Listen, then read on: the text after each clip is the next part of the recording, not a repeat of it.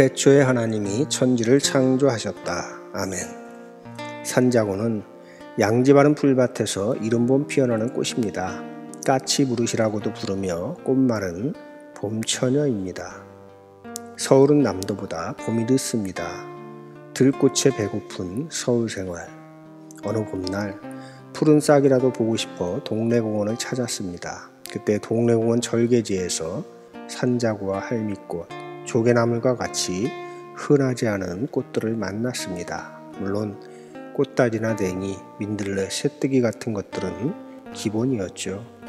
서울 하늘에서는 아스팔트 틈이나 보도블럭 틈에서 피어나는 봄도 소중하고 척박한 땅에서도 피어나는 꽃들에게 미안하다 말을 건네기도 합니다.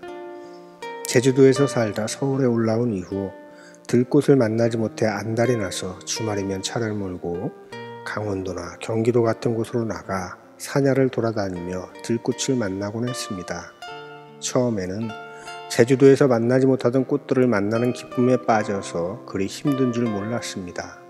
그러나 해가 지나면서 막히는 도로에서 보내는 수많은 시간과 하나님께서 창조하신 아름다운 들꽃을 만난답시고 대기 오염원의 하나인 자동차를 끌고 다니는 것이 문제가 있다는 생각을 하게 되었습니다.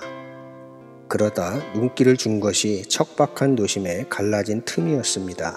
시멘트에 갈라진 틈, 아스팔트에 갈라진 틈, 경계를 이루고 있는 벽 사이 틈만 있으면 그곳엔 어김없이 초록 생명이 살아 숨쉬고 있었습니다.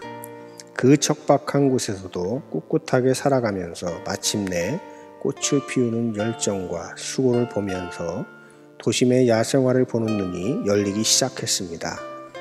그런 시간 속에서 소중한 것은 멀리 있는 것이 아니라 아주 가까이에 있다는 것을 실감하게 된 것입니다.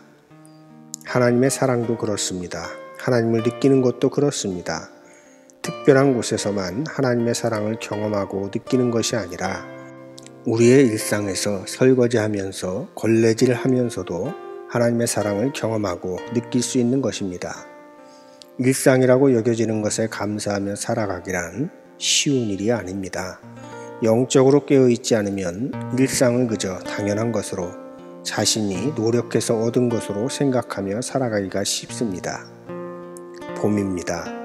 볼 것이 많은 봄, 샘물같이 솟아오르는 새싹을 보면서 그 생명을 주신 하나님의 사랑을 느끼시길 바랍니다. 솟아오르는 생명을 보지 않는 것, 아무런 느낌도 없이 바라보는 것 모두 이 세상을 창조하신 하나님에 대한 신뢰입니다.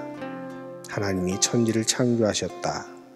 이렇게 고백을 하신다면 그 창조하신 세상으로 눈을 돌려야 합니다. 그리하여 함께 웃고 울어야 할 것입니다.